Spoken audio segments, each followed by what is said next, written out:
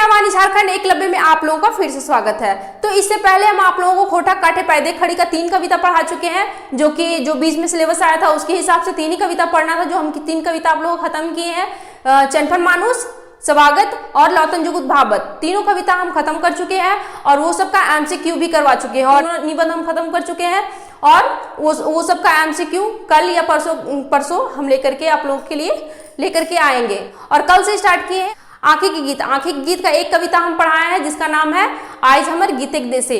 आज हम आप लोगों को पढ़ाएंगे क्या, राखिया भाई मुहेक पानी और खोरठा हाय खोरठा, खोरठा हाय खोरठा।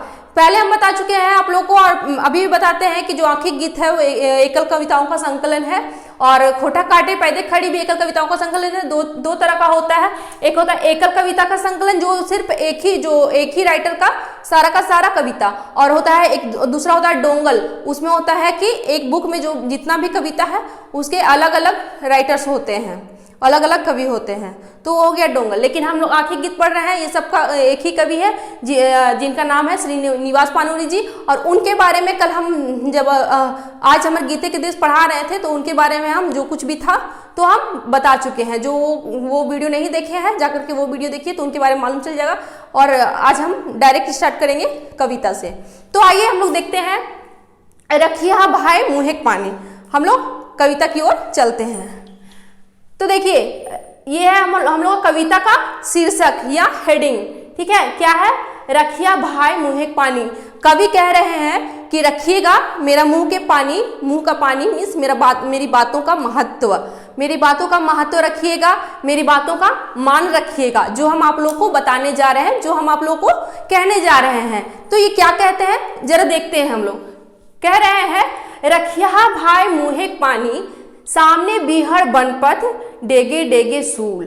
कह रहा है कि रखिएगा मेरा मान सम्मान, मेरी बातों का मान रखिएगा, जो हम समझाने जा रहे हैं समझिएगा। कह रहा है कि सामने बीहड़ बनपथ डेगे डेगे सूल, रास्ता हमर टेके खोजे कुकुर सियार बादुल।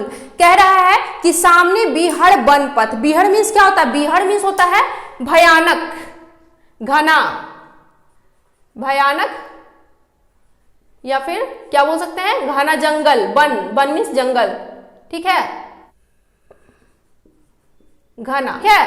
सामने बीहड़ बनपथ डेगे डेगे सूल, सामने एक भयानक जंगल है, क्योंकि कोई भी अचीवमेंट हम लोग को ऐसे ही प्राप्त नहीं होता है, कठिन मेहनत करना पड़ता है, बहुत सारी समस्याओं से गुजरना पड़ता है, तब जाकर के हम लोग का मंजिल मिलता है। तो रास्ता तो इतना आसान नहीं होगा। तो वही कह रहा है कि सामने बीहड़ बनपथ डेगे डेगे सूल, सामने एकदम भयानक जंगल है, घना जंगल है और उस रास्ते पे सिर्फ कांटा ही कांटा है, कांटे ही कांटे हैं। देखिए सूल का मतलब क्या होता है, कांटा, सूल का मतलब होता है कांटा। उस रास्ते पे क्या है, सिर्फ कांटे ही कांटे हैं। क्या, रास्ता हमारा टेके खोजे कुकुर सियार बादुल। कह रहा है रास्ता हमारा टेके मीन्स क्या होता है, रोकना, टेके मीन्स टेके मीन्स होता है रोकना, जैसे बोलते रोक टोक, वो रोकना हो गया टेके मीन्स। तो रास्ता हमारा टेके खोजे कुकुर सियार बादुल, रास्ता हमारा रोकना चाह रहा है कौन, कुकुर सियार बादुल मीन्स छोटी बड़ी परेशानियां और समाज के जो टांग खिंचाई वाले लोग हैं, ऐरा गहरा लोग, नत्थु खैरा, वो हमारा रास्ता को रोकना चाहता है। बहुत ईर्ष्यालु लोग भी है दुनिया में जो कि हम आगे बढ़ते हैं और हमारा रास्ता रोकना चाहता है, टांग खिंचाई के पीछे लगा रहता है। उन्हीं को यहाँ पे संज्ञा दिया गया कुकुर सियार बादुल का। कह रहा पूजा थारी छीने खातिर लूझा लूझी टाना टानी। कह रहा कि पूजा की थाली जो छीनने के लिए लूझा लूझी टाना टानी। एक तो आपको आगे लोग बढ़ने नहीं दे रहे थे, जब आगे बढ़ गए हैं आपको जो प्रशंसा, आपको ख्याति जो मिल रहा है, जो अचीवमेंट आप प्राप्त किए हैं या प्राप्त होने वाला है, उसको छीनने के लिए लोग क्या कर रहा है, लूझ गया है, उस पर लूझ पड़ा है। छीनने के लिए पूरा कोशिश में लोग पूरा प्रयास में लग जाता है। देखिए कहाँ कठिन त्याग के बिना अटल ध्रुव के आसन। कह रहा है कहाँ कठिन त्याग के बिना अटल ध्रुव को क्या आसन मिला था, नहीं, बिना तपस्या किए, बिना कठिन परिश्रम किए इनको अपना लक्ष्य की प्राप्ति नहीं हुआ था। देखिए ये जो ध्रुव है इनका एग्जाम्पल दिया गया है, ये 5 साल के बच्चा थे। 5 साल के बच्चा थे, अपना मनोकामना पूर्ण करने के लिए वैसे ही भयानक जंगल में चले गए थे तपस्या करने के लिए। नारायण भगवान का तपस्या करने के लिए गए और एक पैर पे खड़े रहे। जब तक नारायण भगवान दर्शन नहीं दे दिए, जब तक इनके मनोकामना को पूर्ण नहीं कर दिए, तब तक ये तपस्या करते रहे, कठिन मेहनत करते रहे, भूख प्यास सब त्याग दिए ध्रुव। तब इनको जाकर के इनको अपना आसन मिला था। तो वही इनको भी तो आखिर ध्रुव जो थे, इनको भी तो बिना तपस्या के कुछ भी नहीं मिला, इनको भी, इसीलिए इसका एग्जाम्पल यहाँ पर दिया गया है। पावे कहिया धूर्त सियार मृग राजे के आसन। लेकिन जो मूर्ख लोग होते हैं, मूर्ख लोग को क्या कामयाबी, क्या उनके मूर्खता पे मिल जाएगा? नहीं ना। तो कह रहा है पावे कहिया धूर्त सियार मृग राजे के आसन। यहाँ पे एग्जाम्पल दिया गया है। तो जो धूर्त सियार होता है, वो जो मृगराज है, जो जानवरों का राजा है, सिंह है, उनका आसन कैसे मिल जाएगा धूर्त सियार को? देखिए बोल रहा है यहाँ पे कि एंड्री बने बिलायर राजा। जो एंड्री होता है, अरंडी का गाछ जो देखे होंगे आप लोग, जिसको रेडी भी बोला जाता है, उस वन में, मतलब उसका जहाँ बगीचा है बहुत सारा रहता है ऐसा, तो वहां पर जो बिलार होता है, बिल्ली, वो राजा वहां पे बन सकता है क्या? बिल्ली राजा घना जंगल में बन सकता है क्या? नहीं ना। देखिए इंद्र सभाएं कानी, कह रहा है कि इंद्र के सभा में कितनी सुंदर सुंदर अप्सराएं होती है, नर्तकी होती है जो डांस करती है वहां पे। तो क्या वहां पर उतनी सुंदर सुंदर अप्सराओं के सामने एक कानी चली जाएगी, कानी रहेगी, तो क्या उसका कोई वैल्यू होगा कानी का? वहां पे कानी का कोई वैल्यू नहीं है। रखिया भाई मुंहे पानी, और कह रहा है मेरा बातों के मान सम्मान को रखिएगा, मेरे बातों को समझने का कोशिश कीजिएगा।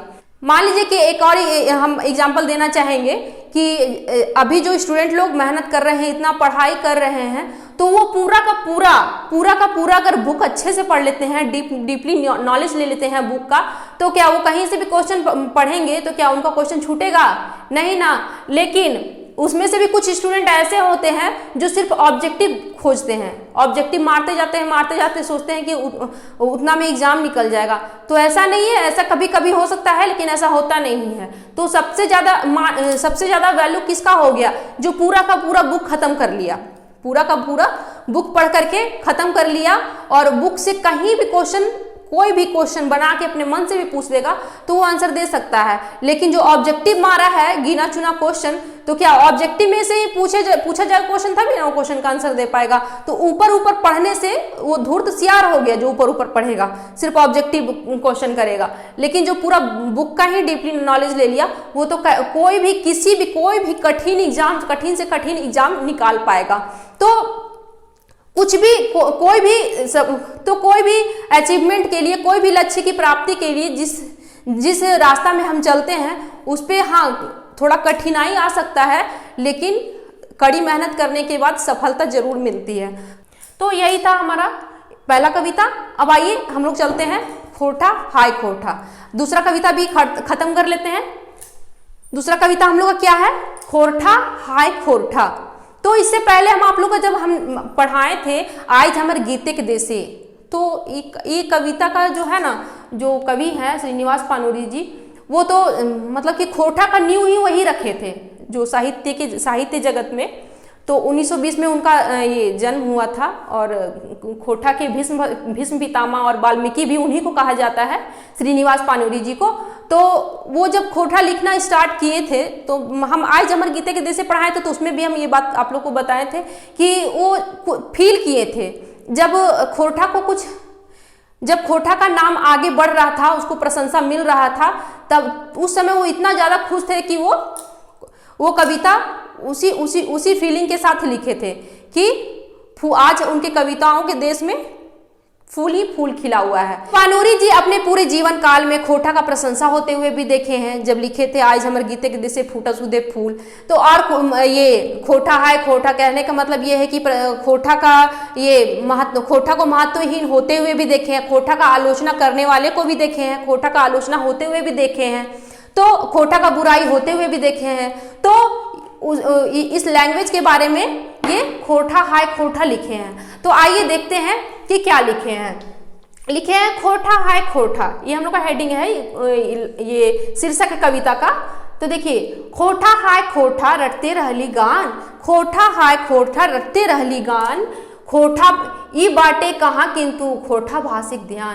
कह रहा कि खोठा हाय खोठा हम रटते रह गए गान, हम बोलते रह गए, रटते रह गए, लेकिन इधर खोठा भाषी का ध्यान कहाँ है, खोठा भाषी का खोठा के प्रति कोई ध्यान नहीं है। देखिए, माँ के ऊपर ममता ना है, श्रद्धा भक्ति प्यार। कह रहा है कि माँ के ऊपर ममता नहीं है, श्रद्धा भक्ति प्यार नहीं है, क्योंकि ये जो खोठा है उसको माँ की उपाधि दिया गया है। क्योंकि जो भी ये लैंग्वेज हमारा मिट्टी का भाषा है, ये हमारा झारखंड की मिट्टी का भाषा है, और इसका हम लोग कोई वैल्यू नहीं दे रहे, इसको हम लोग कोई वैल्यू नहीं दे रहे हैं, इसके प्रति हम लोग का कोई श्रद्धा नहीं है, हम लोग को कोई प्यार नहीं है। ऊ तो ई धरती एगो रंगे डूबल सियार, देही ओढ़ल बाघे चाम दिन दुर्बल प्राण। कह रहा है कि ऊ तो एगो धरती, इस धरती पर, झारखंड की धरती पर क्या हो रहा है, एक सियार क्या कर रहा है, बाघ का चाम ओढ़ ले रहा है, बाघ का चाम ओढ़ ले रहा है।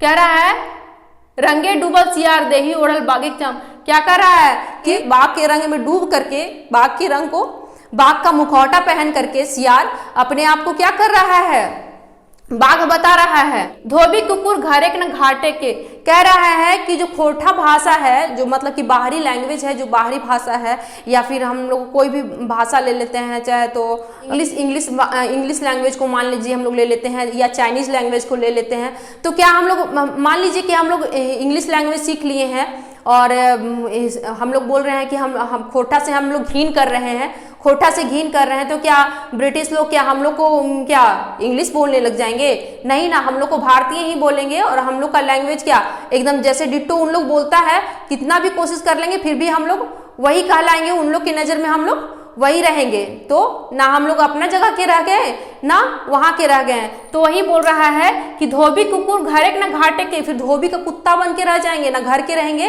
ना घाट के रहेंगे। चाइनीज लैंग्वेज सीख लेंगे, चाइनीज लैंग्वेज सीख करके हम लोग चाइना चले जाएंगे, तो चाइनीज क्या हम लोग को क्या चाइनीज बोलने लग जाएगा? नहीं, हम लोग भारतीय हैं और भारतीय ही रहेंगे। और तो वैल्यू हम लोग को कहाँ मिलता है? वैल्यू हम लोग को अपना ही मिट्टी से मिलेगा। हम लोग को दूसरे की मिट्टी में या दूसरे के रंग में रंगने से हम लोग वैसा नहीं हो जाएंगे। हम लोग को अपना लैंग्वेज छोड़ना नहीं चाहिए, हम लोग को अपना संस्कृति नहीं छोड़ना चाहिए। तो वही नहीं तो वही हालत रह जाएगा, धोबी का कुत्ता बन के रह जाएंगे। अमृत छोड़ी लालसा जूठा चाटे के, कहाँ ओकर मन सम्मान सम्मान। कह रहा है कि जो हम लोग का अमृत है, जो हम लोग का घर का लैंग्वेज है, हम लोग का घर का भाषा है, हम लोग का मातृभाषा, हम लोग का खोठा है, इसको छोड़ करके दूसरे का जूठा हम लोग चाटने जाएंगे, मीन्स दूसरा का लैंग्वेज हम लोग सीखने जाएंगे, तो ये क्या सही है? कहाँ उसका ना कोई मान सम्मान, कहीं भी उसको विश्व में, यहाँ क्या विश्व में कहीं भी उसको मान सम्मान नहीं मिलेगा। वही कह रहा है कहाँ होकर मान सम्मान, विश्व सभा स्थान, विश्व की सभा में उसको कोई स्थान कहीं नहीं मिलेगा, ना उसका कोई मान सम्मान होगा। अरे कहीं से तो ये होगा ना कि हाँ हम खोठा लैंग्वेज बहुत ही अच्छा से जानते हैं, क्योंकि ये मिट्टी का भाषा है, हम लोग का अपना मातृभाषा है, इसको हम लोग बचपन से सुनते आए हैं। हो सकता है कि माँ के पेट में होंगे तब भी बच्चा सब कुछ समझता है, पहले से ही सब कुछ सुनता है, तो हम लोग तब से सुनते आ रहे हैं। और जब बड़ा हो जाते हैं तो इसी लैंग्वेज को छोड़ करके दूसरा बाहरी भाषा सीख लेते हैं, तो क्या हम लोग वहाँ के हो जाएंगे? नहीं, यहाँ के हैं और हमेशा हम लोग यहीं के रहेंगे। अपना धरती, अपना लैंग्वेज और अपना मातृभाषा कभी नहीं छोड़ना चाहिए, अपना संस्कृति कभी नहीं छोड़ना चाहिए। दूसरे की संस्कृति को अपना करके हम लोग और नीचे चले जाएंगे।